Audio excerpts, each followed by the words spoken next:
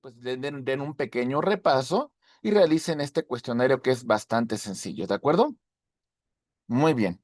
Vamos a iniciar entonces con esta sesión de Derecho Constitucional y Administrativo. Iniciamos entonces. Nuestra primera unidad se intitula Nociones fundamentales del derecho público y el Estado. ¿Cuáles son los puntos principales que vamos a analizar en esta primera unidad? Vamos a hablar, por supuesto, del derecho público y sus conceptos básicos. Estudiaremos el Estado moderno y los elementos que lo conforman. Analizaremos a la Constitución como la norma fundamental del Estado. Hablaremos de la organización del Estado mexicano. Observaciones generales que revisaremos es nuestro marco jurídico, por supuesto, la relevancia para la administración de este tema que vamos a mencionar, la aplicación práctica de todos estos puntos en el ámbito empresarial y 5 puntos conclusivos sobre esta unidad, reflexiones finales y recomendaciones prácticas. Esto es lo primero que vamos a observar. La presentación está diseñada para estudiantes de licenciatura en administración y también tiene un enfoque de derecho. ¿De acuerdo? Se basa en legislación mexicana actualizada, por lo menos argumentando y estudiando las reformas hasta el 2023. Y por supuesto, un enfoque interdisciplinario que es muy importante verificar. Avanzamos con nuestro tema y bueno. La introducción al derecho público. Primera referencia. Yo sé que, digamos, cuando estudiamos el derecho, vamos a verlo de la siguiente manera. Ok. Vemos nosotros esta base y vemos aquí todo lo que lo conforma. Ahí está. Esta base donde se alimenta el derecho, esta base que lo construye, aquí abajito, es lo que la doctrina del derecho conoce como jus naturalismo. Ok, el derecho fundamental, el derecho humano, el derecho que existe con antelación, a que se cree en sí mismo la norma. Los derechos que están intrínsecamente vinculados a la naturaleza del ser humano. Ahí está.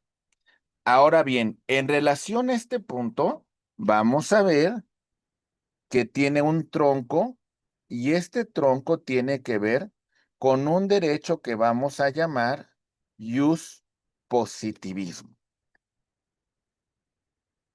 El derecho escrito, el derecho aplicable, el derecho que tiene un ámbito de vigencia temporal, espacial y personal. Y para su mejor comprensión, si se fijan, tiene distintas ramas.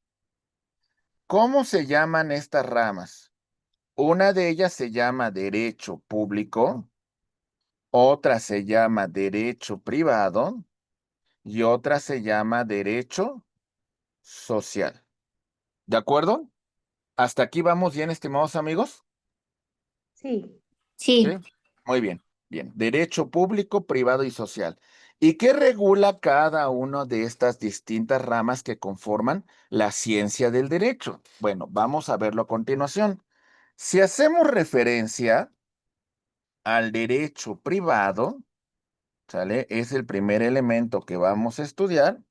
Entonces, en cuanto al derecho privado, vamos a señalar la relación, el vínculo que se da entre particulares. Aquí hablamos ese vínculo entre personas física o también conocida como natural y la persona moral o también conocida como jurídica, lo que en el argot profesional conoceríamos como empresa. Bueno, depende, porque también podríamos denominarlo estado, ¿sale? También podríamos llamarlo municipio, ¿sale? Etcétera, etcétera. Muy bien, de acuerdo. Entonces tenemos esta estructura del derecho privado. Y pongo en particular al Estado, Federación, municipios, y ahorita les digo porque tiene cierto vínculo. Y bueno, en este punto, este vínculo del derecho privado se rige por un principio que se llama la autonomía de la voluntad, ¿sí? A diferencia del Estado, lo que no, es decir, lo que no está prohibido para el particular, entonces entendemos que está permitido. ¿Ok? Y el Estado tiene la restricción que solamente puede realizar lo que la norma así le establezca, las competencias y funciones que la norma le señale. Entonces, dentro del derecho privado, tenemos algunas materias como por ejemplo, vamos a ver al derecho civil, al derecho mercantil, al derecho corporativo, ¿ok? Al derecho internacional privado, ¿sale? Al derecho empresarial, etcétera, etcétera, ¿sí? Es decir, los vínculos que surgen entre los particulares. Por ejemplo, un vínculo de derecho civil va a ser el vínculo que existe cuando una pareja decide hacer una vida en común, el matrimonio. El vínculo que existe entre padres e hijos, la filiación. El vínculo que surge entre adoptante y adoptado, la adopción, etcétera, etcétera. ¿De acuerdo? El vínculo de derecho mercantil. El vínculo que existe entre el comerciante y el acto de comercio que realiza, la sociedad mercantil y los distintos actos que versan sobre su objeto social. Y así podemos ir señalando varios supuestos. El derecho corporativo. ¿Sale? El funcionamiento de la empresa, la organización, los requisitos legales que deben de cumplirse, etcétera, etcétera. El derecho internacional privado. Me caso en Estados Unidos, tengo mi domicilio conyugal en la Ciudad de México, voy a disolver el matrimonio y entonces son supuestos que puede darse dentro de este vínculo internacional. Y por supuesto, el derecho empresarial, los requisitos para constituir una empresa, los requisitos para de alguna manera cumplir con el marco normativo para que mi empresa funcione como una empresa regular. Estos son los supuestos del derecho privado. Otro derecho que también hay que comentar es el derecho social. ¿Hasta aquí vamos bien con el derecho privado, estimados amigos? ¿Sí se Sí, comprendió? profe. ¿Sí? Sí, Muy bien. Ahora vámonos con el derecho social. Perfecto.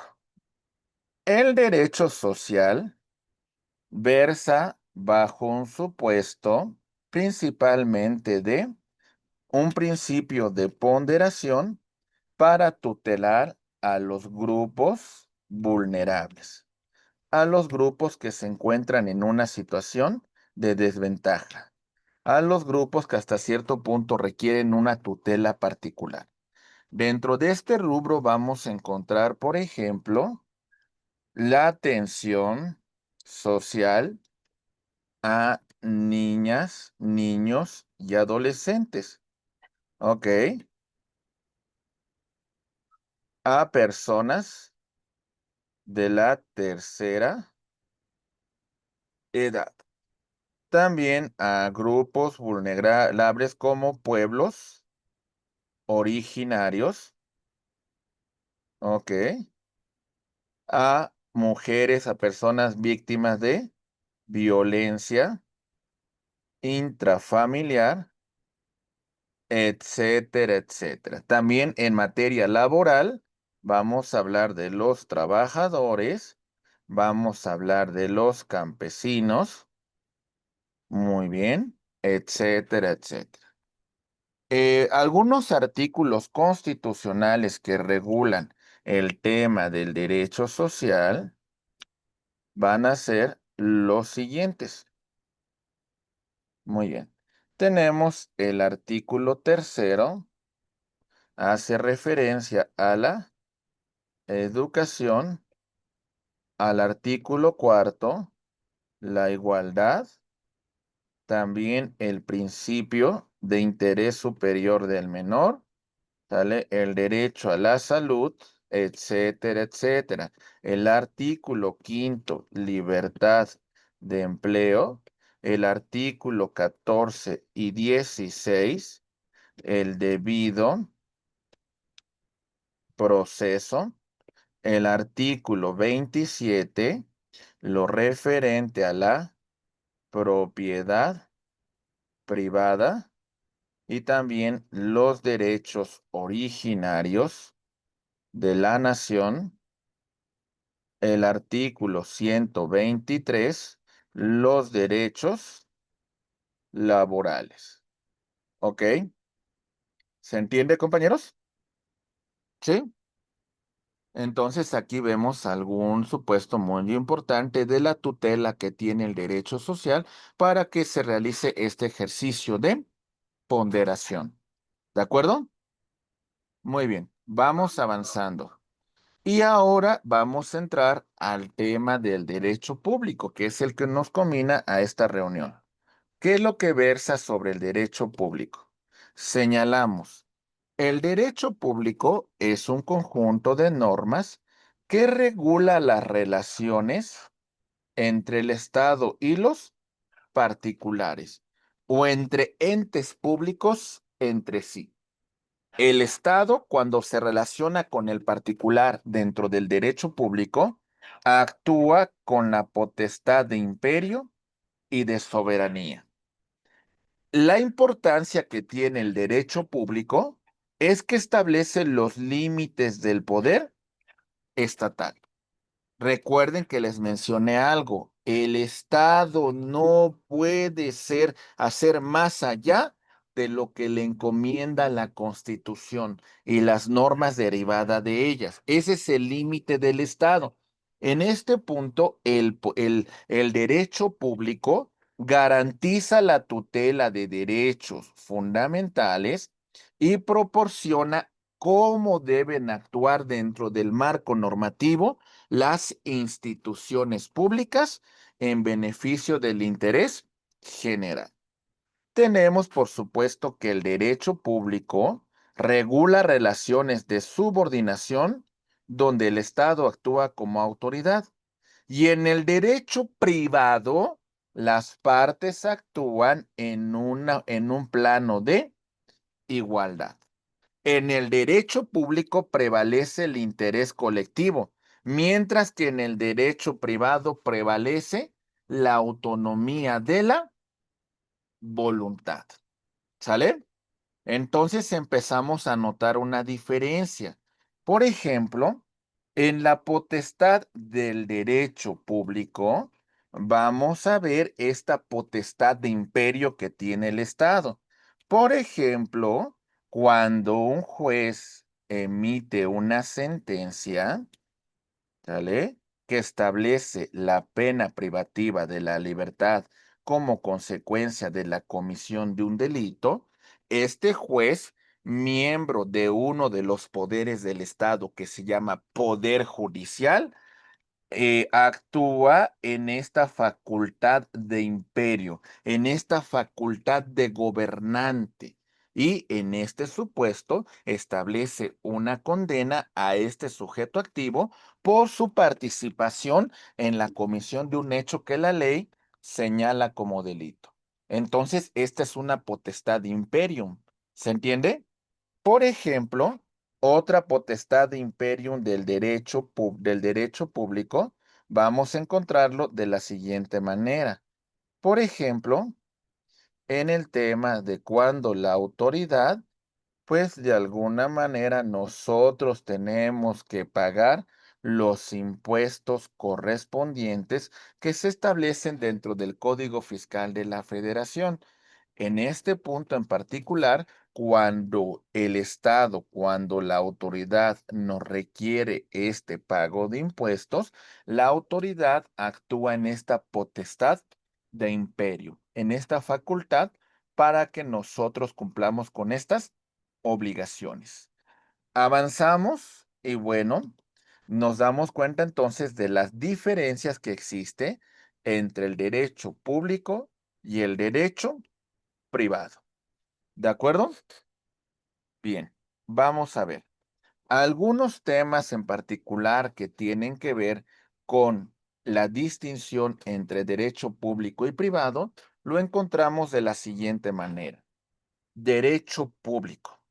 El derecho constitucional regula, estudia a la norma fundamental, los derechos fundamentales que ésta reconoce, la división de poderes de conformidad con nuestra Constitución. Pareciese que es muy simple el concepto, pero vamos más allá. Ahí va. Muy bien. Entonces, cuando hablamos del derecho constitucional, analizamos nosotros a la norma suprema, la Constitución. Esta norma suprema tiene una parte dogmática, ok, y una parte orgánica. La parte dogmática reconoce derechos fundamentales.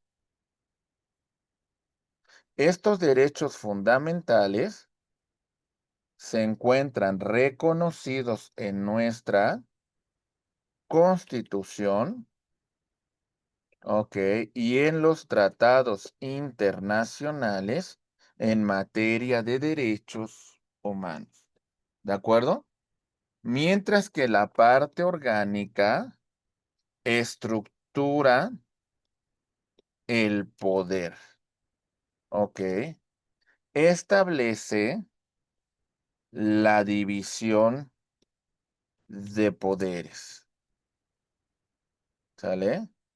El poder legislativo, el poder ejecutivo y el poder judicial. Mientras que también se señala el federalismo y su configuración en la federación, los estados y los municipios. ¿De acuerdo? Muy bien. Entonces, por supuesto, el derecho constitucional tiene una pauta muy importante en cuanto a los derechos, pues que vamos a reconocer dentro de nuestra Constitución y los tratados internacionales, así como también la organización del poder público. ¿Alguna pregunta? ¿Vamos bien hasta aquí? ¿Se va comprendiendo? ¿Sí? Sí, Sí. sí. Muy bien. Sí, Perfecto. Muy bien. Vamos avanzando. Bien. Tenemos otras áreas también, por ejemplo, el derecho administrativo. Dentro del derecho administrativo, vamos a verificar cómo funciona la administración pública y cómo esta administración pública se relaciona con los particulares. A ver, vamos a hablar de esta administración pública y dentro de esta administración pública vamos a conformar de la siguiente manera. La administración pública federal, la administración pública local, la administración pública municipal. ¿Ok? Muy bien. Vamos a ver que, por ejemplo, en la administración pública federal, tenemos la administración pública centralizada, tenemos la desconcentrada,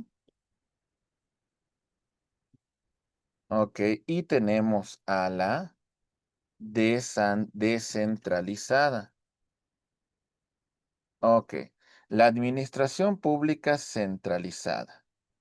Tenemos como base de la administración presidente, presidenta de la República. Se va a auxiliar de secretarías de Estado. ¿Sale? Y bueno, también tenemos a la Consejería Jurídica. ¿Ok? Y por lo que respecta a la desconcentrada, las secretarías derivan cierta facultad autónoma a estos órganos, pero sin embargo siguen teniendo una dependencia de la administración pública centralizada. Y la descentralizada tiene su separación muy particular, tiene su propia autonomía, ¿ok? Esto implica que ellos pues manejan su propio patrimonio, ellos tienen su autogobierno, ¿vale? Ellos tienen esta potestad, esta facultad de versar sobre su propia administración, ¿ok? Aunque son creadas por ley, son creadas por decreto. Ok. Y bueno, esta es la facultad que se les confiere. Dentro de la administración pública local, pues tenemos una marcada diferencia, pero bueno, esto será materia de hablar un poco más adelante sobre el derecho administrativo. ¿Está claro? Sí, A mí no me queda sí, un poco compañeros. claro la división entre la descentralizada y la desconcentrada. Es de que, por ejemplo, en la desconcentrada es una facultad competencial que le confiere la Secretaría. Es decir, si usted la viera jerárquicamente, diríamos que la desconcentrada depende de la Secretaría de Estado que le confiere esta potestad, esta autonomía logística, no del todo como la descentralizada. En la descentralizada sí tenemos una marcada diferencia. Por ejemplo, en este caso, quien dirige, quien administra el órgano descentralizado, no tiene una dependencia del poder central, del presidente, la presidenta de la República, y en la desconcentrada se encuentra subordinado. Al final de cuentas, vamos en ese escalón que tenemos como principal operador de la administración, presidencia de la República, la Secretaría de Estado, ¿sale? Y abajo de ella, ahora sí tenemos al órgano desconcentrado. Ejemplo, por ejemplo, tenemos de la Secretaría de Gobernación, el órgano desconcentrado, un órgano desconcentrado sería Instituto Nacional de Migración, ¿sale? Por ejemplo, de la Secretaría de Comunicaciones y Transportes, un órgano desconcentrado sería Caminos y Puentes Federales, ¿sí? Más o menos. Sí, ahora sí ya. Muy Gracias. bien. A sus órdenes. Muy bien. Vamos avanzando. Perfecto. Ahora vámonos a analizar otra área que es el derecho penal. Establece los delitos, las penas y medidas de seguridad que establece el Estado como titular del jus ponendi. El derecho penal, vamos a verlo desde la siguiente perspectiva. El derecho penal verifica un tema que se llama delito y va a estudiar la conducta humana esta conducta humana puede ser de acción, es decir, un hacer, ¿ok?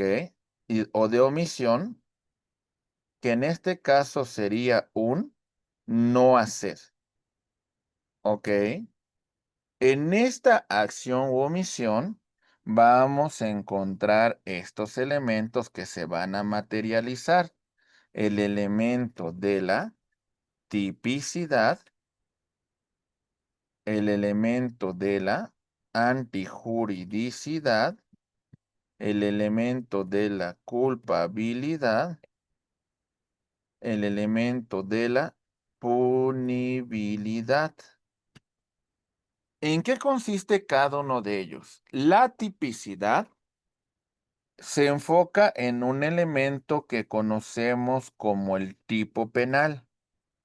Para que ustedes me comprendan más este concepto, el tipo penal es esa descripción que el legislador ha establecido en la norma, es decir, ese artículo que nos dice que es un delito.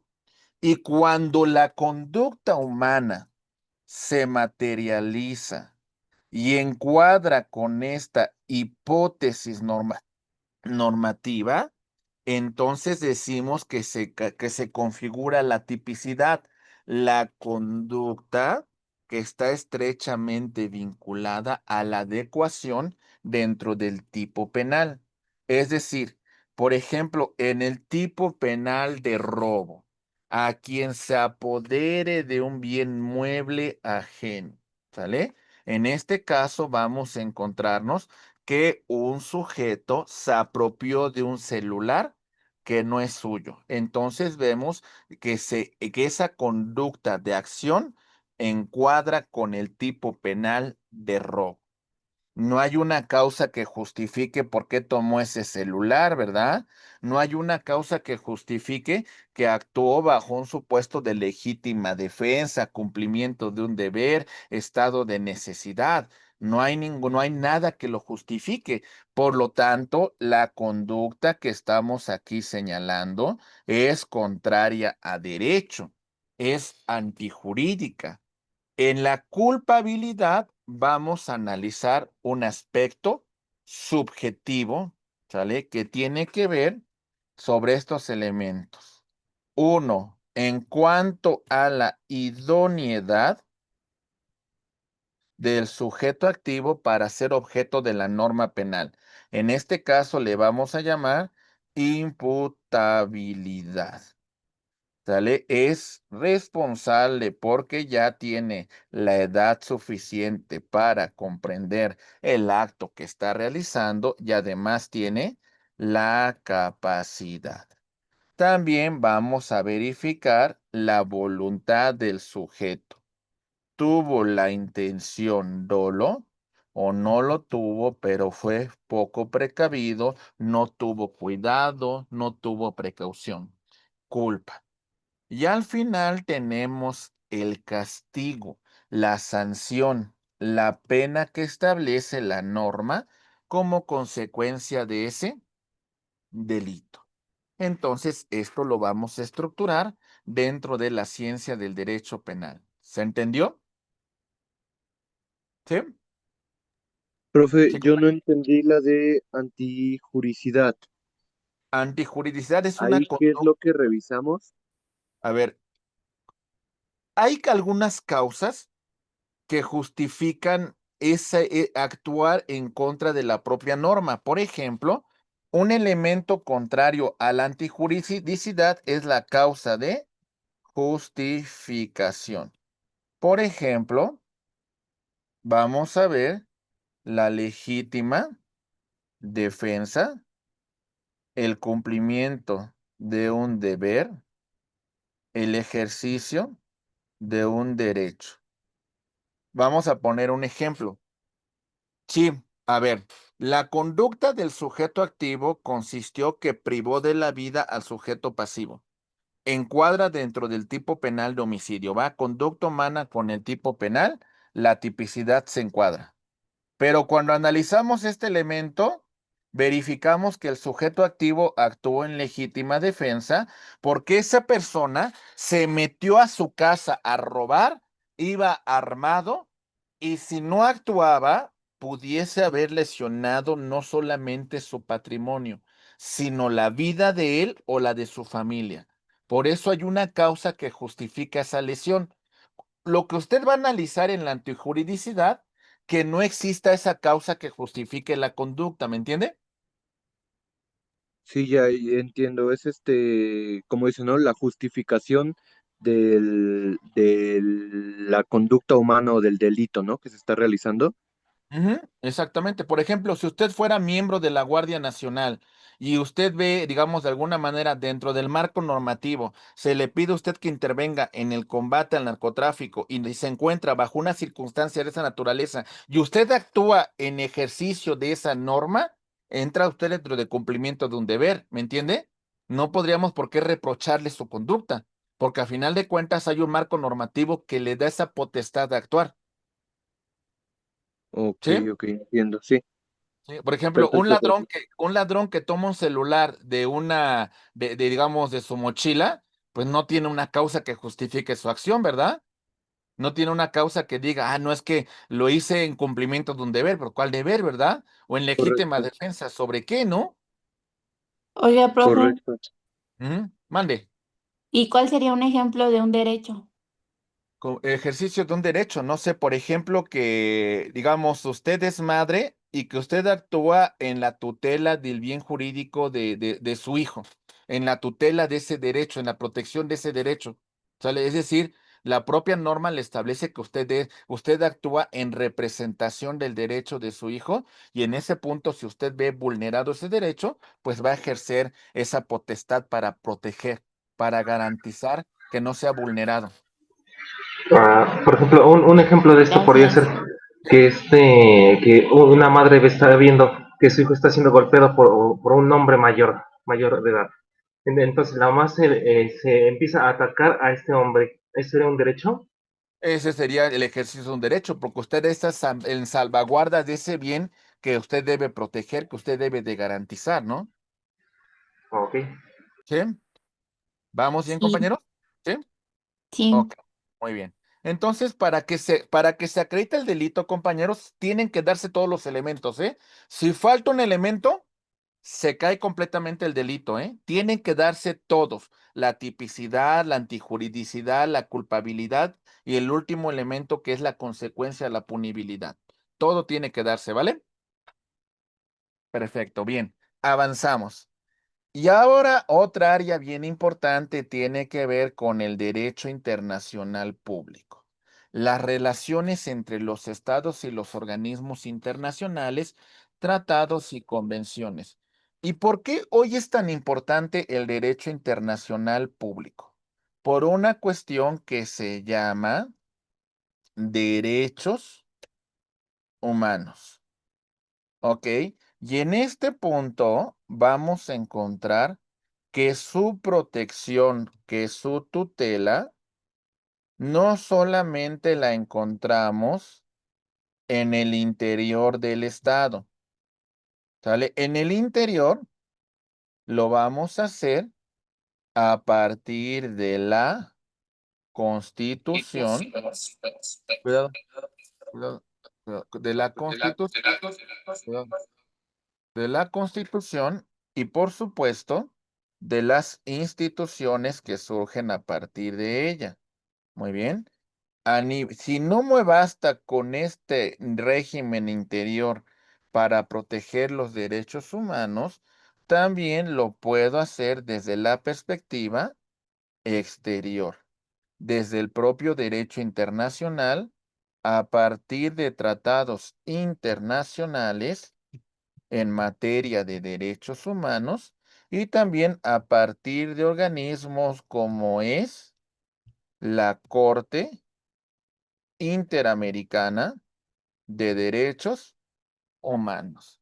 Por eso hoy tiene tanto auge el tema del derecho internacional público para la tutela de esos derechos. ¿De acuerdo? Bien, y ustedes me dirán, ¿y todo esto del derecho público ¿Qué vínculo, qué relación tiene con el área que nosotros estamos estudiando dentro de la administración? ¿Por qué es muy importante? Bueno, porque a final de cuentas, muchas de las actividades que ustedes van a desarrollar tiene que ver con el vínculo administrativo o el marco regulatorio de las empresas y entidades gubernamentales. Entender cómo funciona el Estado es importante para todos ustedes dentro del área de administración. ¿Cuáles son los procesos que deben de seguir? Por supuesto, es importante. Los procedimientos administrativos que deben de seguirse y también, por supuesto, en caso de una negativa por parte de la autoridad, los recursos que ustedes pueden interponer porque esa autoridad pues no cumplió con la potestad que tiene encomendada. También definir los límites de la intervención del Estado, ¿verdad? Es decir, ay, a ver, ¿sabes qué? Aquí te estás saliendo por la tangente. Me estás pidiendo requisitos que no te corresponden. Me estás pidiendo requisitos que no tienen un soporte en la ley y como consecuencia el acto que tú estás realizando, pues es totalmente un acto de corrupción dentro de la administración. No tengo por qué cumplir con estos requisitos adicionales. También, por supuesto, las obligaciones fiscales y administrativas que tiene nuestra empresa, que tiene nuestra corporación. Y bueno, garantizar la seguridad jurídica necesaria para la planeación estratégica empresarial. Este es un punto principal. Por eso es tan importante en el tema de la administración conocer el derecho público. Sabemos y nos han enseñado desde la prepa y bueno, tenemos ahí bases de qué es el Estado, ¿verdad? Y el Estado vamos a conformar estos elementos. La población, el territorio, el gobierno y la soberanía. ¿En qué consiste cada uno de estos elementos? Por ejemplo, la población, conjunto de personas que habitan de forma permanente dentro del territorio y se encuentran sometidas a la autoridad de este estado. De conformidad con el censo del 2020 del INEGI, tenemos 126 millones de mexicanos. Ahorita para 2025 debemos ser 135 millones de mexicanos aproximadamente. Por lo que respecta al territorio nacional, es el espacio geográfico, es el espacio físico donde el Estado ejerce su soberanía. Incluye el suelo, el subsuelo y el espacio aéreo. También el mar territorial. Todo eso constituye una superficie continental de 1.964.375 kilómetros cuadrados de superficie continental. Cuando nosotros veamos el territorio del estado, más o menos tenemos que analizarlo así. Ok. Lo vemos, por ejemplo, de la siguiente manera. Bien. Tenemos no solamente la superficie continental, sino también hagan una proyección hacia la estratosfera, porque también tenemos un control sobre el espacio aéreo. Y también hagan una proyección sobre la soberanía que ejercemos en el mar, mar territorial, zona contigua y zona económica exclusiva, donde el Estado ejerce su potestad de imperio. También vamos a ver que el espacio aéreo nacional va a tener como límite no solamente la superficie continental, sino también el mar territorial. Después de la zona económica exclusiva, en relación al mar, tenemos el alta mar que ya se rige por el derecho internacional. Y entonces el límite del espacio aéreo no puede ser, por lo que respecta al derecho aeronáutico, no puede ser superado por ninguna aeronave. En este caso tiene que pedir la autorización una aeronave para pasar sobre nuestro espacio aéreo. Si no tienes autorización, pues de alguna manera no se puede introducir a nuestro espacio aéreo. ¿Sale? Y en Profe, mande. y esos límites en cuanto al espacio marítimo y el espacio aéreo, ¿quién los delimita? Por ejemplo, en el tema del espacio aéreo, se encuentra delimitado por una convención internacional que es la Convención de Chicago sobre el Derecho Aeronáutico. Esa es la que regula el espacio aéreo de los estados. Y por lo que respecta al derecho del mar, hay una convención de 1982 que se celebró en Jamaica, que es la Convención de Montego Bay sobre derecho del mar. Es decir, estos límites que estamos estableciendo se ven a nivel internacional. Ok, ¿Sí? vale, profe. Muy bien. Ok. Y recuerden que también el control que tenemos si hacemos una proyección en la Tierra sobre los recursos naturales que hallemos nosotros en este caso, sobre el nivel del subsuelo. ¿De acuerdo? Bien. Un aspecto muy importante. Esto es muy importante que lo consideren, porque los buques con matrícula mexicana, las aeronaves con matrícula mexicana y las embajadas y consulados que se encuentran en el exterior se consideran como territorio nacional. ¿Está claro? Es decir, si este buque se encuentra en trayecto hacia Europa y aquí se comete un delito, la norma que se va a aplicar es la norma mexicana. ¿Se entiende? Lo mismo pasa a bordo de una nave, de un avión con matrícula mexicana. Y también se aplica la norma mexicana en embajadas y consulados. ¿Ok? ¿Sí queda claro este punto? ¿Sí? Ahí, profe, Sí. por ejemplo, si, como comenta usted, ¿no? Que si está dentro de un buque, una aeronave o una embajada, prevalecen los derechos mexicanos. Em, Hay veces que las personas salen del país para evadir ciertas leyes, ¿no? Pero si el delito se comete dentro de alguno de estos tres, ¿se rigen las normas mexicanas entonces? Sí, por Va a ejemplo. ser, ah, ¿cómo se le dice? Enjuiciado bajo las normas mexicanas. Sí, sí, y cuidado porque cuando los estados invaden esta soberanía, hay conflictos diplomáticos. Inclusive ahorita México tiene rota las relaciones diplomáticas con Ecuador por una invasión hacia la soberanía de su embajada. Recuerdan que inclusive la propia policía de Ecuador invadió la autonomía de la embajada y esto conllevó a un rompimiento de relaciones diplomáticas porque no se puede invadir esa soberanía. No le correspondía a la autoridad de Ecuador esa cuestión. Por ejemplo, en este supuesto, si se comete un delito dentro de una embajada, dentro de un consulado, la norma que se va a aplicar, así usted esté en Europa, se encuentra en Estados Unidos, en Sudamérica, lo que sea, la norma que se va a aplicar es la norma mexicana. Esos serían los supuestos que tendríamos que ver sobre una proyección de la soberanía del Estado.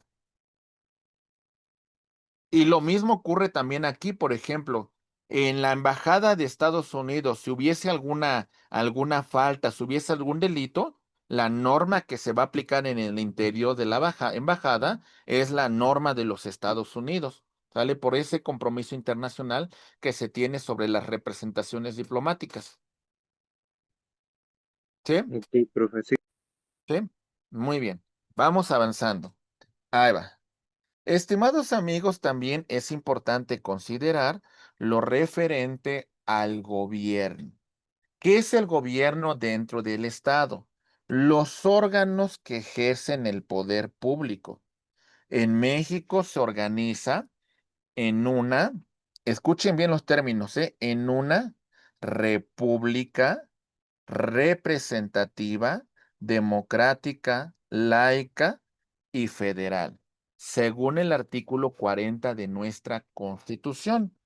La república implica que en decisiones soberanas nosotros vamos a tomar iniciativa, nosotros vamos a decidir sobre cuestiones que versen sobre el Estado, ¿sale? La democracia, la república, el gobierno de todos, ¿ok? El pueblo renueva de forma periódica los poderes del Estado. Por eso también la mencionamos como un elemento de democrático. A través del voto popular, el pueblo determina el sentido que debe seguir el Estado. Laica, porque hay una separación de iglesia con Estado y por supuesto no se vinculan. Y la federal hace alusión a que somos un solo ente, ¿sale? Es decir, en esta alusión vemos que en esta conformación de nuestro territorio vamos a encontrar que somos una federación porque somos un ente único que tiene como base, por supuesto, una constitución y que va a tener un gobierno federal y tiene una división de poderes, ¿sale? Ejecutivo, legislativo y judicial. Pero en el régimen interior van a tener entidades federativas que van a tener su propia constitución y van a tener su propia división de poderes, pero al final de cuentas se deben de seguir a lo que mandata la Constitución. ¿De acuerdo? Entonces, hay un solo ente soberano que es la federación. Y por eso cuando hablamos del elemento de soberanía, hacemos alusión al poder supremo que tiene el Estado para autodeterminarse, ¿sale? Nadie puede interferir, ninguna potencia extranjera puede interferir en decisiones que solamente le competen a los mexicanos. En México tenemos un gobierno, dice el autogobierno, que implica que el pueblo va a reformar, va adicionar, el pueblo va a, de forma periódica a renovar los poderes. Entonces, la soberanía de conformidad con el artículo 39 reside esencial y originalmente en el pueblo. Las instituciones se constituyen en beneficio del pueblo. Eso es lo que nos dice nuestra Constitución. Y entonces, ¿qué entendemos de todos estos elementos que conforman el Estado? ¿Qué entendemos por el Estado? ¿Qué es el Estado? El Estado es una organización política, una organización soberana, ¿sale? En la cual vamos a encontrar que existe, se establece dentro de un territorio bajo un régimen jurídico con independencia y autodeterminación, con órganos de gobierno y administración. Cumple con este concepto el caso de México. Bueno, hablamos del Estado mexicano. Decimos, la organización política soberana. Sale 140 millones de mexicanos.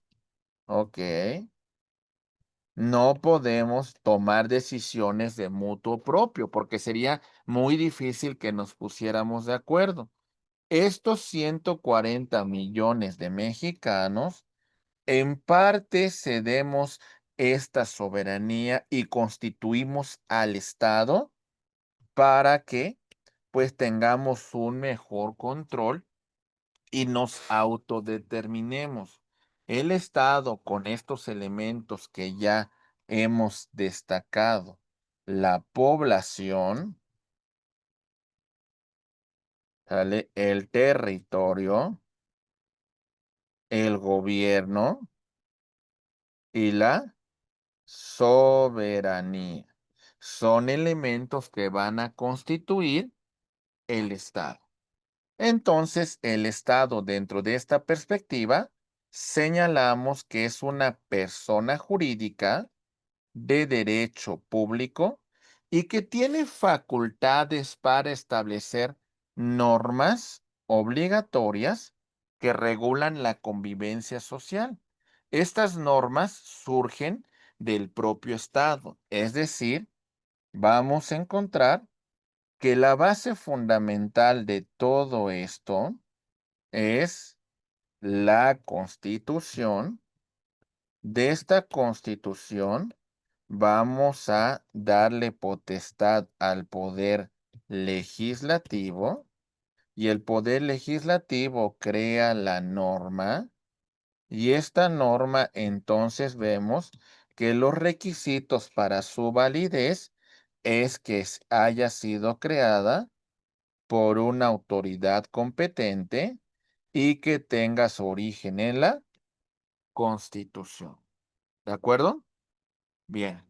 Desde una perspectiva sociológica, analizamos y decimos, la organización política económica que regula la vida colectiva.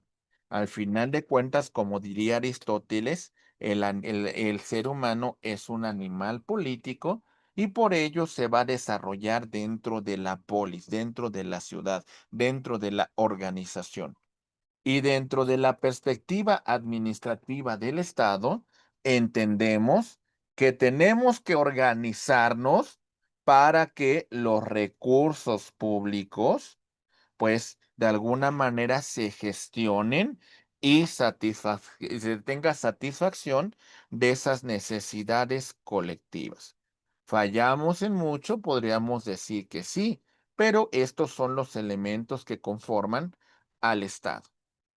Otro de los supuestos importantes es que a partir de la Constitución y del origen del Estado, nosotros tenemos que establecer el gobierno. ¿Cómo funciona el gobierno?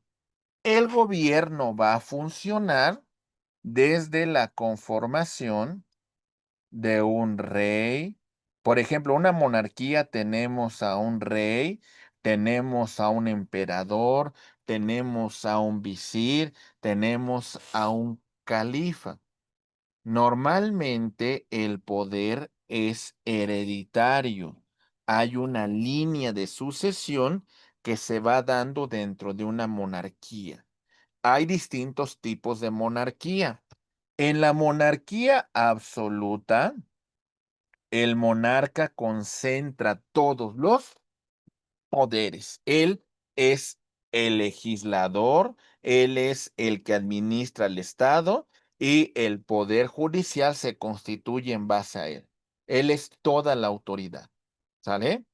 En la monarquía constitucional de los estados modernos como España, como la Gran Bretaña, como Bélgica u otros lugares donde existen monarquías, vamos a tener que el monarca reina, pero no gobierna, porque para eso se tiene un presidente de gobierno, para eso se tiene un primer ministro.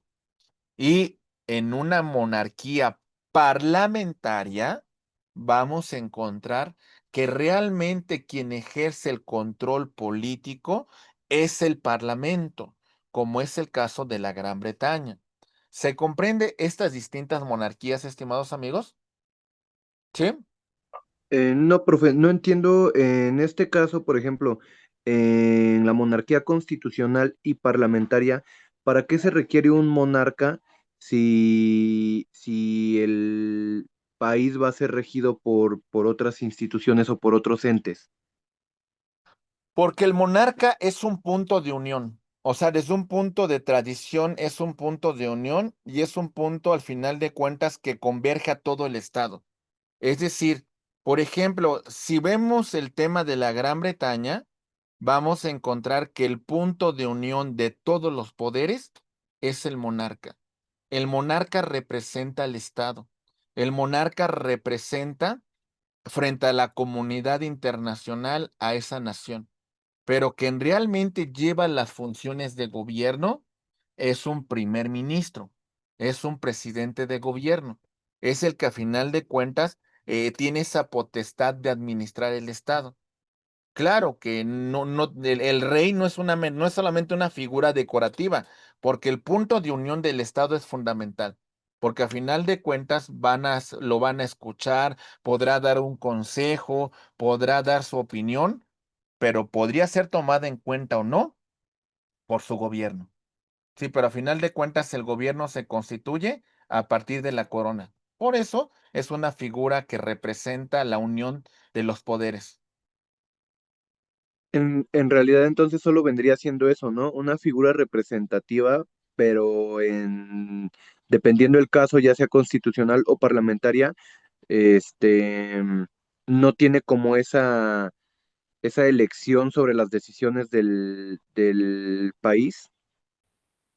Es escuchado, porque sí es escuchado. O sea, me refiero que al ser un punto de unión, por supuesto que su consejo tiene peso importante dentro de las decisiones, ¿no?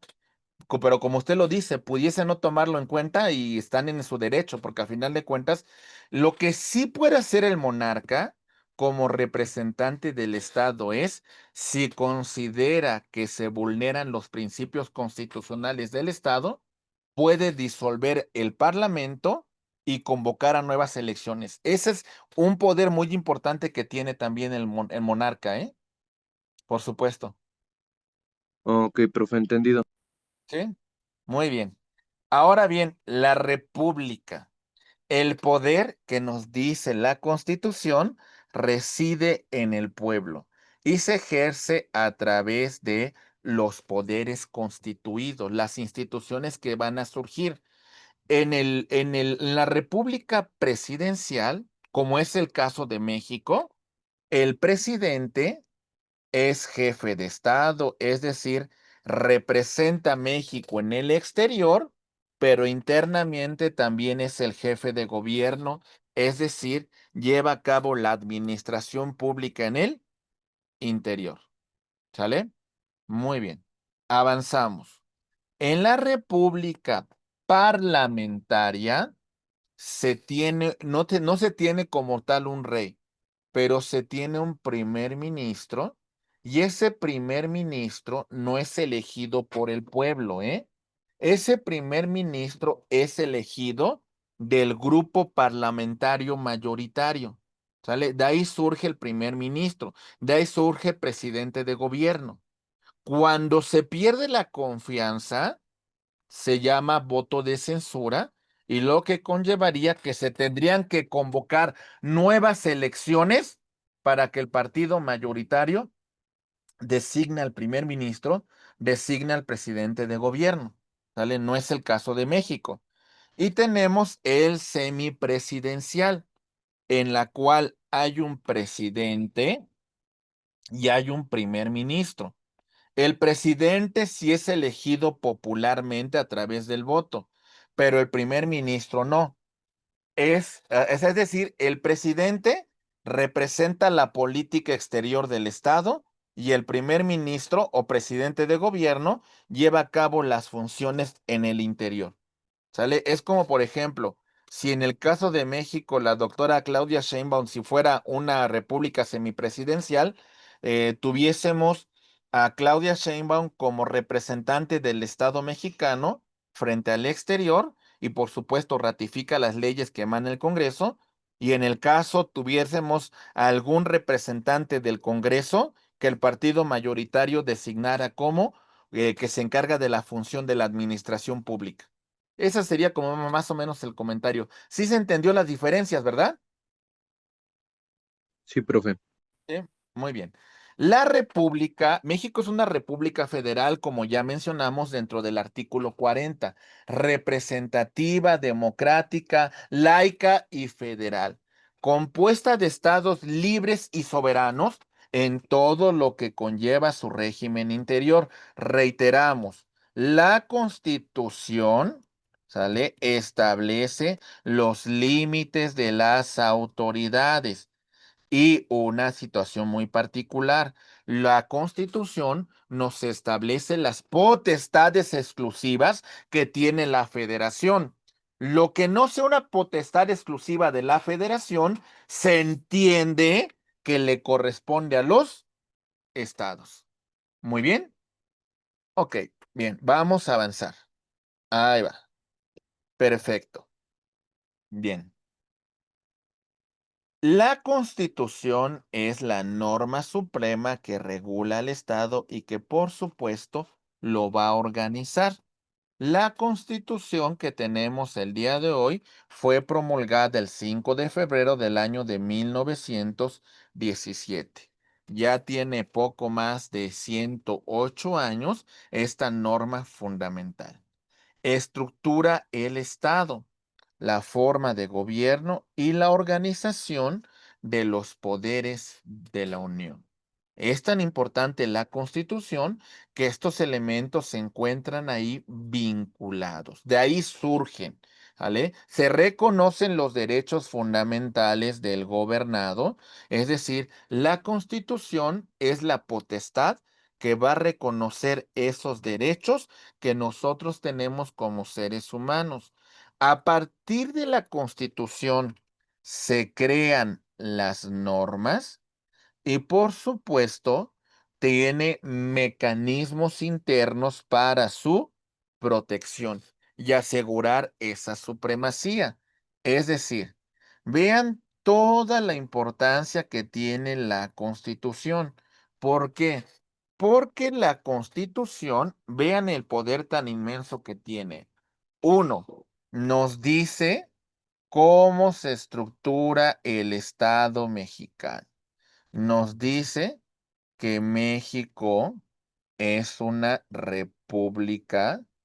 Esta república es una república representativa, es una república democrática, es una república federal, es una república laica compuesta de estados libres y soberanos. La Constitución también va a reconocer nuestros derechos humanos, ¿sale? Y va a ampliar su reconocimiento no solo al texto de la Constitución, sino también en lo que establezcan los tratados internacionales de derechos humanos. A partir de la Constitución se establece el procedimiento que va a llevar el poder legislativo para la creación de leyes y bueno, por supuesto, esta Constitución establece sus mecanismos para proteger los derechos humanos, como son el juicio de amparo, como es la controversia constitucional, como es la acción de inconstitucionalidad. Elementos muy importantes para garantizar la supremacía de esta Constitución. Nuestra Constitución tiene un total de 136 artículos y se divide en 9 títulos. ¿Sale?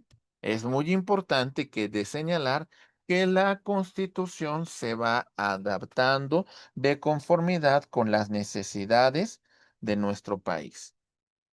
Tenemos que uno de los principios fundamentales que regula la Constitución es el artículo 133, que establece la supremacía constitucional. Esta Constitución, nos dice el artículo 133, las leyes del Congreso de la Unión, ¿sale? Que emanen de ella y los tratados internacionales son la norma suprema de toda la Unión. La norma suprema de toda la Unión. En esta jerarquía normativa, de conformidad con el artículo 133, ponemos en el pedestal más alto a la Constitución, tratados internacionales, leyes federales, constituciones locales, leyes estatales, etcétera, etcétera. Ninguna norma secundaria puede ser contraria a la Constitución. No puede controvertirla. Pero esto es muy importante.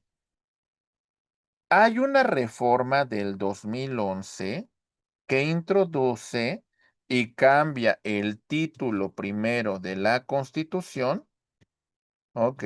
Para pasar de denominarnos, ¿sale? En este caso, de llamar garantías individuales, ahora hablar de derechos humanos y sus garantías. ¿Y esto por qué cambia?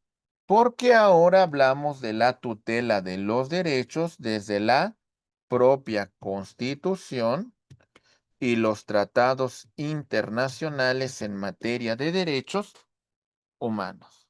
Y entonces, cuando hablemos de derechos humanos, no lo vamos a ver desde una perspectiva piramidal. No se ven así, ¿eh? ¿Se entiende?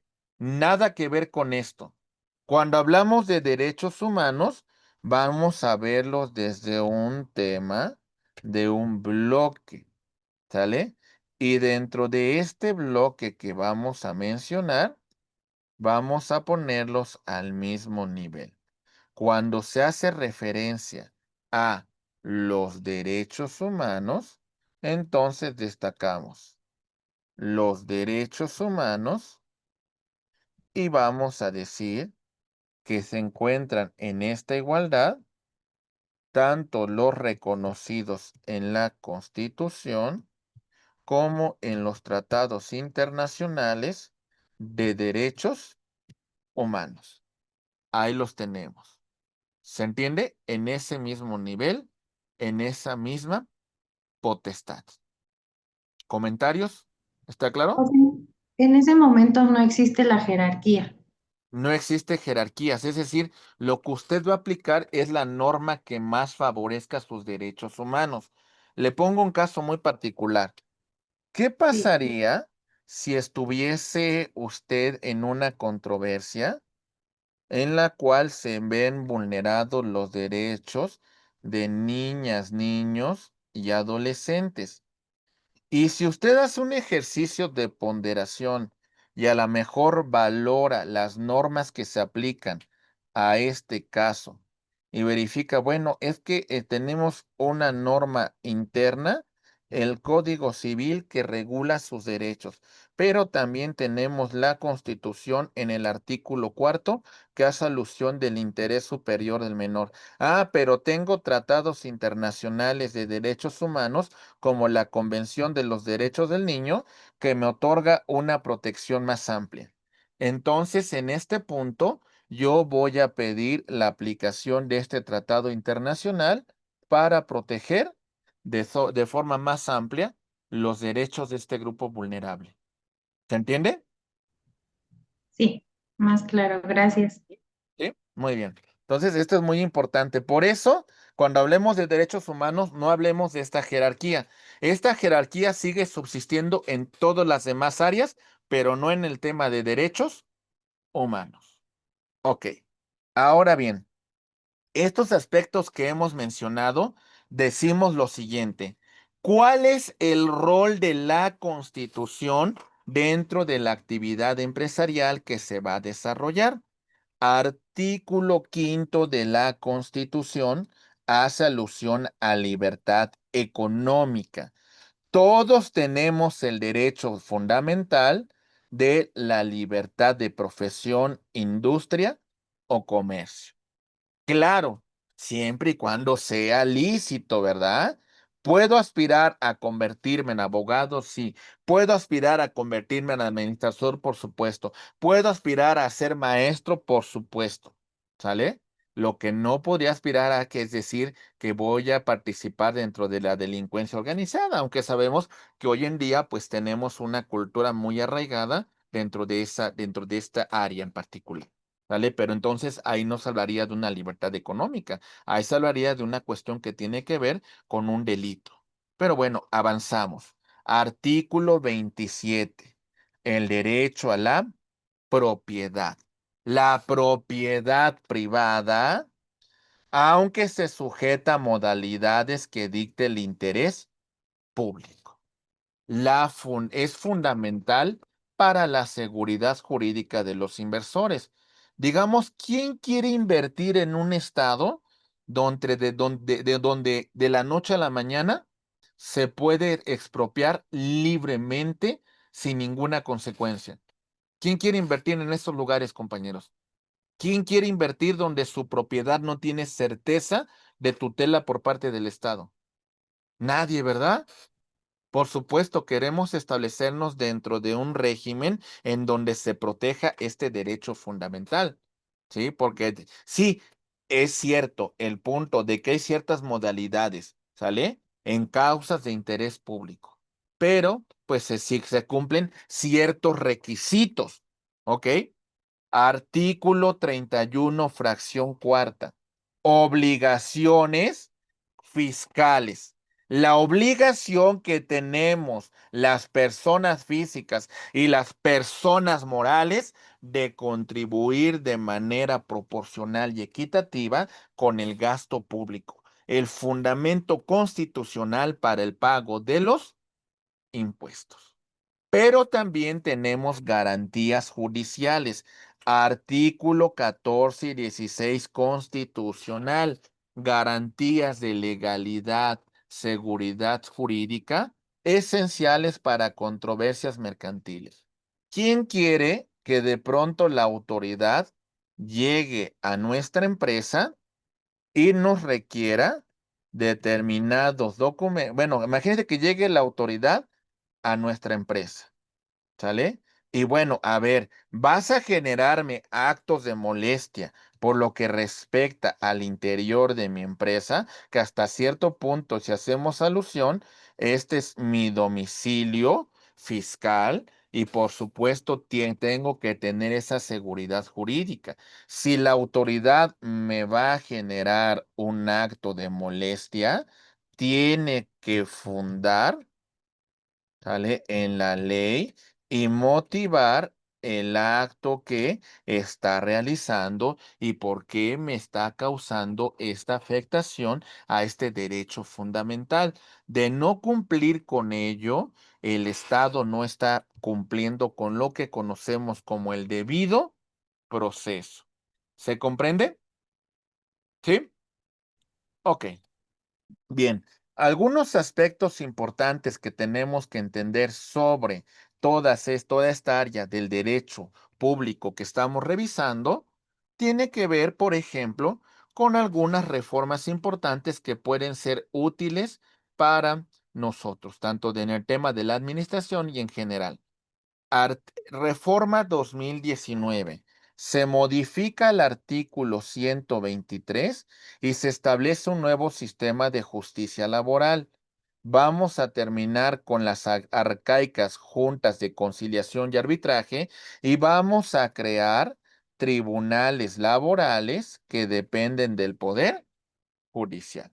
¿Sale? Es decir, si en su empresa ustedes tienen trabajadores, deben de saber que hay un nuevo procedimiento laboral para resolver los conflictos con trabajadores. 2019 se modifica el artículo tercero para garantizar derecho a la educación superior y establece nuevos criterios para evaluación docente. En 2019 también se modificó diversos artículos para garantizar la paridad de género en los tres poderes y niveles de gobierno, que es una reforma electoral importante para que más mujeres se introduzcan a la vida política de nuestro país. Todo esto ha tenido un impacto significativo en la administración pública y esto, por supuesto, también impacta en la actividad empresarial. ¿Sale? Es importante vincular que existen estas relaciones y estos vínculos que, por supuesto, se van a materializar. Una vez que ya hemos verificado esto, señalamos lo siguiente. ¿Y cómo se organiza el Estado mexicano? Tenemos, por ejemplo, los tres poderes tradicionales que nosotros conocemos y que el artículo 49 nos dice.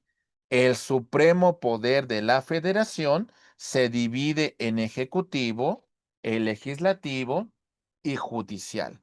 Por lo que respecta al poder legislativo, tenemos al Congreso de la Unión que se va a conformar de una Cámara de Diputados de 500 integrantes y de una Cámara de Senadores de 128 integrantes. Las funciones principales que tienen es la creación de la ley, modificación, aprobación de presupuesto, ratificación de tratados. Pero para ser más específicos, hay una reforma electoral en puerta, una reforma que conlleva a la conformación del Congreso. Tenemos ahorita, por ejemplo, la Cámara de Diputados. De esos 500 diputados, 300 son por el principio de mayoría relativa. Es decir, por ello se votó en las urnas. El país se divide en 300 distritos electorales y se eligen por el voto popular. Y tenemos 200 de representación proporcional. Nadie vota por ellos. Estos son electos, estimados amigos, pues de conformidad con listas en la cual el país se va a dividir en 5 circunscripciones. De conformidad con el porcentaje obtenido, se van a asignar determinado número de diputados. ¿Ok? Y el Senado se compone de 128 senadores. ¿Sale? Vamos a tener que de esos 128, 64 son por el principio de mayoría relativa, es decir, 2 por entidad federativa, 32 por el principio de representación proporcional y 32 por el principio de primera minoría. La primera minoría es el segundo lugar de la elección del Estado para senador. Premio de consolación. Representación proporcional. El país se divide en una sola circunscripción y se asigna determinados senadores de conformidad con el resultado de la votación. La reforma política conlleva a desaparecer estos 200 diputados y estos 32 senadores por representación proporcional. Hacia allá va la reforma. ¿Hasta aquí vamos entendiendo cómo se configura el poder legislativo? ¿Sí? Ok, Sí, bien. Sí, Después profe. tenemos el poder ejecutivo. Presidente, presidenta de la República, ese quien lo va a dirigir. Tenemos que es electo por el sufragio directo por un periodo de 6 años. Quien ocupó el cargo no puede volver a tomar el poder. Las funciones principales del poder ejecutivo es la ejecución de leyes, la dirección de la administración pública, la conducción de la política exterior, por mencionar algunas facultades. Pero también tenemos al Poder Judicial con una Suprema Corte de Justicia de la Nación. Bueno, se integraba hasta hace poco con 11 ministros. A partir del 1 de septiembre se va a conformar de 9 ministros. Tenemos un tribunal electoral, tribunales colegiados, de apelación, tribunales colegiados de circuito, juzgados de distrito, tribunal de justicia de disciplina judicial, órgano de administración judicial, etcétera, etcétera. Interpreta las leyes, resuelve controversias y bueno, también verifica que se cumpla con la Constitución. ¿De acuerdo? Ahí está la conformación del poder judicial. Ahora hablamos de los niveles de gobierno. Y en relación a los niveles de gobierno, señalaremos lo siguiente. El gobierno, vamos a ver que tenemos al gobierno federal. Ejerce jurisdicción sobre todo el territorio nacional. Las facultades que están exclusivamente señaladas para el gobierno federal se encuentran consagradas en el artículo 73. Lo que no se encuentra estrictamente reservado a la federación, entendemos que es una potestad que pueden hacer los gobiernos de los estados. Los estados se componen, son 32 entidades federativas, son 31 estados y la Ciudad de México que tuvo ese estatus a partir de la reforma del 2017. Ok, cada estado tiene su propia constitución que no puede controvertir a la Constitución federal y también tiene tres poderes: ejecutivo, legislativo y judicial.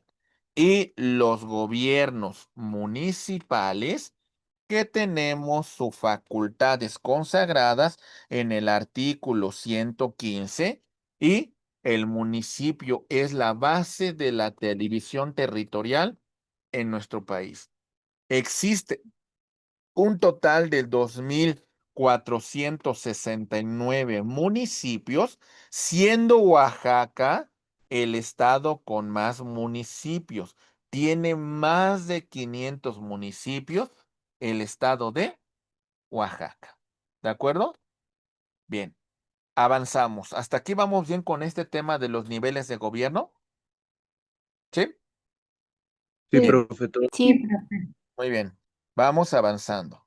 Por lo que respecta a las competencias de los niveles de gobierno, señalamos a nivel federal competencias principales que tiene la federación: la política exterior, la defensa nacional, la emisión de moneda, el comercio exterior, la legislación mercantil, laboral, fiscal, federal. ¿Sale? Estas son las principales atribuciones que tiene la federación. Los gobiernos de los estados en temas de educación, salud, seguridad pública local, desarrollo económico regional y legislación civil. El fundamento que regula esta potestad de los gobiernos locales es el artículo 124. Y los municipios, dentro de sus competencias principales, tienen los servicios públicos básicos como agua potable, alumbrado, servicios de limpia, desarrollo urbano, seguridad pública municipal. Artículo 115. No se pueden invadir competencias. ¿Se entiende? Por ejemplo, que un estado quisiera tomar una competencia, una atribución que corresponde a legislación mercantil, no le corresponde. Que un estado quisiera inmiscuirse en temas de comercio exterior, no le corresponde. Que un estado quisiera crear su propio banco para la emisión de su moneda, no le corresponde. ¿Se entiende? Y también viceversa, que un municipio se quisiera meter en un tema que converse el sector salud o a un tema que versa sobre legislar en materia civil, no le corresponde. Las atribuciones se encuentran perfectamente señaladas. Y escuchen lo que establece el artículo 124 de la Constitución. El principio de distribución de competencias. Las facultades que no estén expresamente concedidas a los funcionarios federales se entiende reservadas a los estados y Ciudad de México dentro de su respectivo ámbito de competencia. ¿Se comprendió esto, mis queridos amigos? ¿Vamos bien? No, profe, ¿me podría explicar nuevamente lo del artículo 124, por favor? Ok, a ver, muchas gracias, está bien. Ahí va. Lo que no tenga exclusivamente reservado la federación, como lo vimos en este artículo 73, entonces entendemos que es una facultad que atribuyen los poderes de los estados.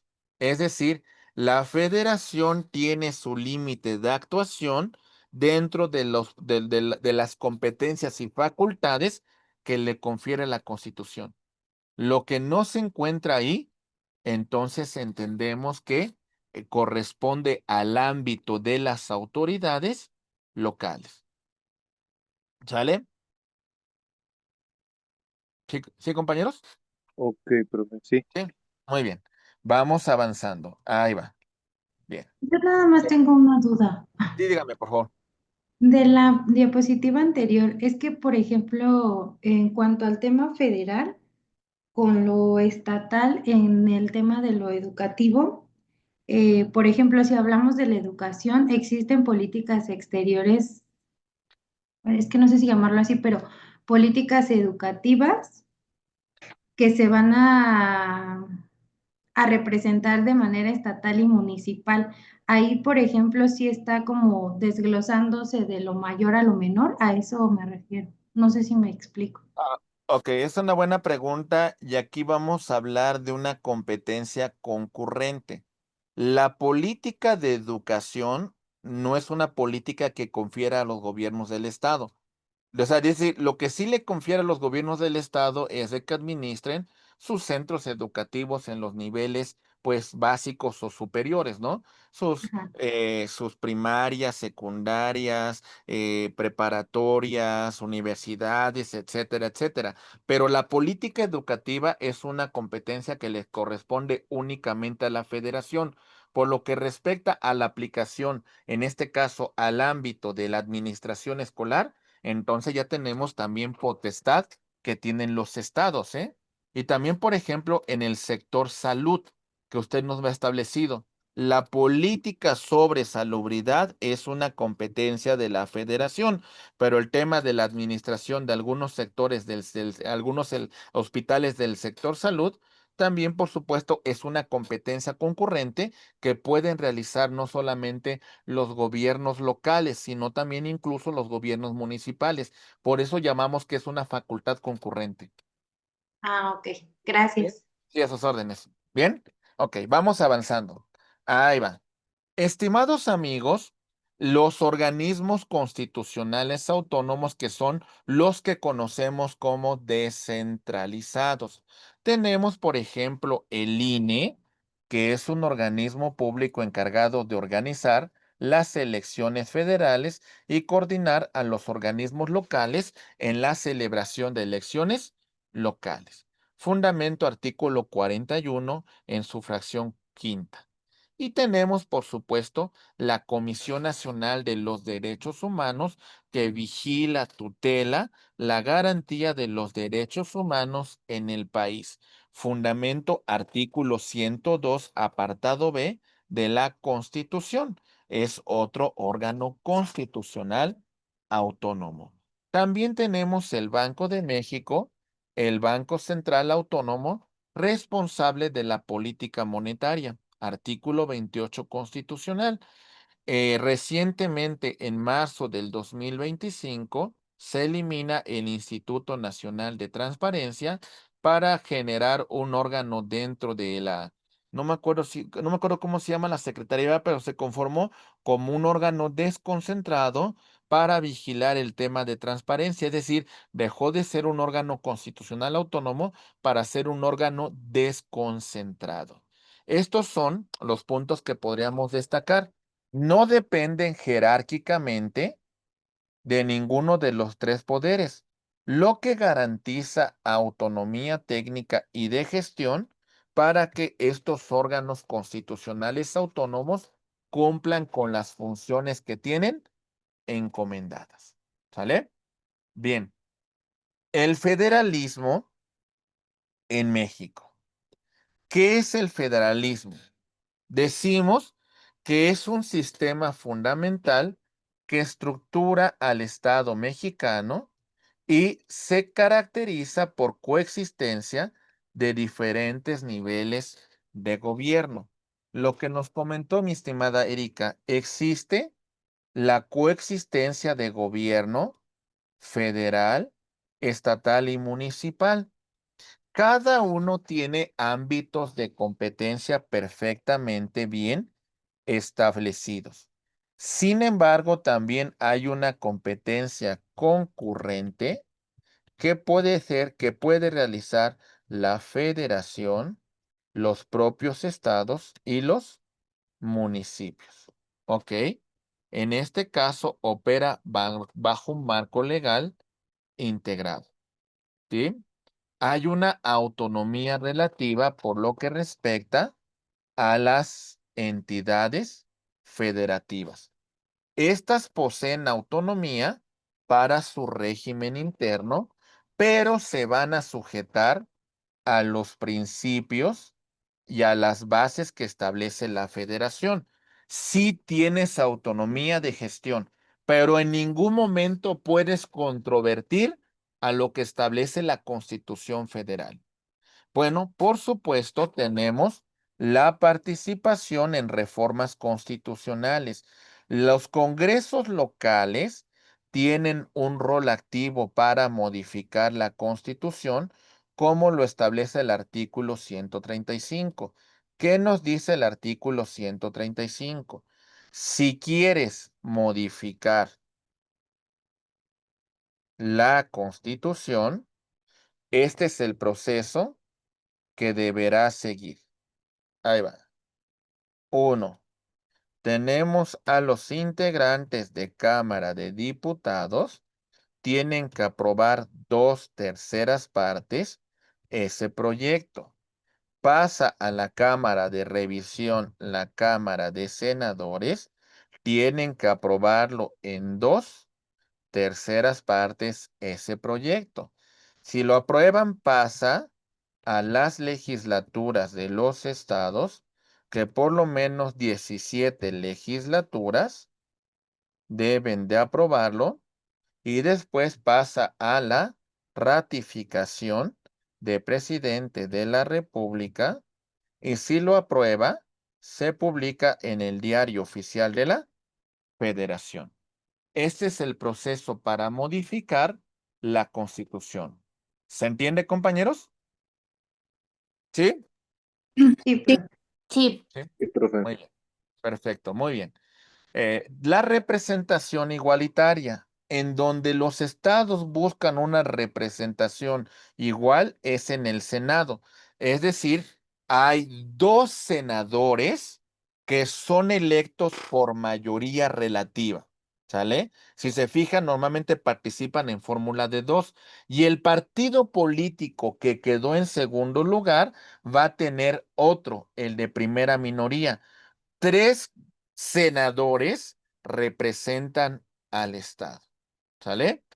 El federalismo mexicano ha evolucionado históricamente desde un modelo centralista a uno más descentralizado, aunque todavía hay desafíos en distribución equitativa de recursos y competencia. ¿Sale?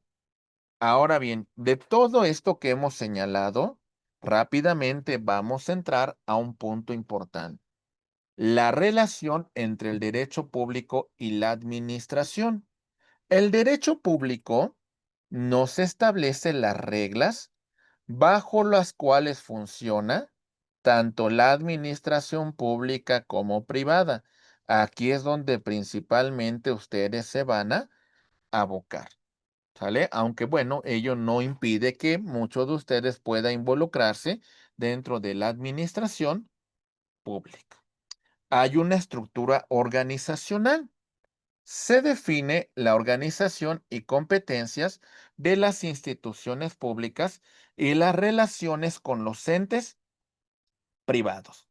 ¿Cómo vamos a relacionarnos dentro del ámbito de nuestras facultades, de nuestras atribuciones con la administración pública? Los procedimientos que debemos de seguir, ¿sale? En la gestión pública y en esta interacción público-privada, porque hay que seguir y cumplir requisitos para que funcionemos como empresas. Si no, pues no podemos actuar. Y por supuesto, tenemos que seguir los procedimientos administrativos para constituirnos. Tenemos, por supuesto, también la celebración de contratos y convenios. Y si nosotros queremos participar, pues como de alguna manera, como una empresa que somos proveedores de la administración pública federal, local y municipal, muchas veces implica el cumplimiento de ciertos requisitos y de participar en licitaciones públicas. Y por supuesto, el tema del cumplimiento normativo, que son las distintas normas que tenemos que cumplir, tanto las organizaciones públicas como las organizaciones privadas. ¿Se va entendiendo ese vínculo? ¿Sale? Y por ello decimos, ¿cuál es el impacto del derecho público por lo que respecta a la empresa? ¿De qué manera nos relacionamos? Y tenemos, por supuesto, el tema de la regulación económica. Las empresas operan bajo marcos legales que dictan requisitos para su constitución, normas de competencia y regulación sectorial. ¿Sale? Por ello, pues de alguna manera, al momento de constituirnos, cumplimos con determinados requisitos legales. La empresa cumple con obligaciones administrativas, pues tenemos que llevar registros, es decir, por ejemplo, si me constituyo como una sociedad mercantil, no solamente me tengo que dar de alta en el Registro Federal de Contribuyentes, sino también, por supuesto, en el Registro Público de Comercio. Si voy a realizar alguna actividad que el Estado me va a dar esa potestad, pues me va a otorgar un permiso, una licencia y bueno, constantemente tengo que estar renovando y cumplir dentro de estos dentro de estos periodos con las autoridades también. Y en el tema de contratación pública, pues podemos ser proveedores del Estado a través de licitaciones y cumplir con esos requisitos para que nosotros podamos, pues de alguna manera, ser proveedores del Estado. Se comprende por qué tiene un impacto significativo el derecho público con la empresa. ¿Sí vamos bien? Sí. ¿Sí? Bien. Algunos aspectos muy particulares de legislación mexicana que se aplica dentro de la parte de la administración interna de las empresas. Tenemos disposiciones como son la Ley General de Sociedades Mercantiles, que establece la constitución y funcionamiento de estas sociedades en nuestro país. También, por supuesto, la Ley Federal del Trabajo, por lo que establece, lo que regula derechos y obligaciones de los trabajadores y patrones, y muchos de ustedes van a laborar dentro del área de recursos humanos, dentro del área de esta administración de gestión humana. Y por eso es importante conocer que hay un marco normativo que debe de aplicarse en el tema de estas relaciones laborales. También, por supuesto, el Código Fiscal de la Federación, por lo que respecta al tema de los impuestos y contribuciones, por el tema de la declaración anual que tenemos que realizar y también, por supuesto, vinculado estrechamente con la Ley Federal del Trabajo, el tema del pago del PTU, la participación de los trabajadores en las utilidades de las empresas. Y también, por supuesto, si como empresa los derechos de su empresa se ven vulnerados por actos de autoridad, por supuesto, también la propia empresa puede defender por la violación a sus derechos fundamentales a través del juicio de amparo. Y también, por supuesto, la Ley General de Transparencia que garantiza el acceso a la información pública. Estos son aspectos importantes que debemos de destacar. ¿Se entiende? Algunos casos prácticos de aplicación de estas normas. Hasta aquí algún comentario, compañeros, si vamos entendiendo esa relación, ese vínculo con el sector empresarial. Sí, profe. Sí, muy bien. Vamos a ver casos prácticos. Ahí va. Primero, trámites empresariales. Una empresa desea establecer operaciones en México. Para que esta empresa realice operaciones en México, debe de cumplir con determinados requisitos en los 3 niveles de gobierno. Federal, Registro Federal de Contribuyentes ante el SAT. Sale estatal, Registro Estatal de Contribuyentes y a nivel municipal, una licencia de funcionamiento para iniciar sus operaciones. ¿Sale? Caso 2, contratación pública. Una empresa decide participar para convertirse proveedor de la administración federal, local o municipal. Hay ciertos requisitos que hay que cumplir. Habrá que revisar el tema de las leyes sobre adquisiciones, arrendamientos y servicios públicos, los procedimientos federales o locales para contratación y los medios de impugnación disponibles en el caso que no estemos satisfechos con el resultado de la licitación. Y también tenemos un cumplimiento regulatorio en el caso 3. Una empresa debe de cumplir con regulaciones específicas según su sector, las normas oficiales mexicanas, las regulaciones referentes al medio ambiente y, por supuesto, la protección de datos personales. Son aspectos cruciales que, por supuesto, vale la pena mencionar. Y abogados, compañeros, ¿cuáles son las tendencias actuales del derecho público en México y qué es lo que vemos últimamente como posibilidad? Por supuesto, el gobierno digital. Plataformas electrónicas que de alguna manera simplifican este vínculo entre ciudadanos, empresas y gobierno. Muchos trámites ya se realizan a través de estos portales. Todavía hay muchas cosas que mejorar, pero bueno, esto facilita muchas de las actividades que venimos desarrollando. También, por supuesto, en el tema de transparencia y rendición de cuentas. Es importante, por supuesto, fortalecer estos mecanismos para obtener acceso a información pública. Hay una plataforma nacional de transparencia en donde podemos solicitar esta información. Ahí está el mecanismo. Que sea efectivo, esa es otra cosa. Y también, por supuesto, tenemos la cuestión de la justicia digital. Procesos judiciales administrativos que se realizan completamente en línea. Por ejemplo, el juicio en línea que ha sido implementado por el Poder Judicial Federal y algunos gobiernos locales, lo que simplifica también, por supuesto, la resolución de conflictos. ¿De acuerdo? Bien. Ahora sí, el desafío del derecho público en México y su vínculo con la empresa. ¿Qué es lo que podemos destacar? Bueno, la importancia de la armonización normativa. La legislación federal, la local y la municipal, de alguna manera verificar que no existan vacíos legales y que exista una certeza en la aplicación de estas leyes. Hoy tenemos que hacer una simplificación administrativa. ¿Por qué los trámites son tan complejos? ¿Por qué los trámites son tan tardados? ¿Por qué los trámites, pues de alguna manera, nos exigen bastante inversión de tiempo?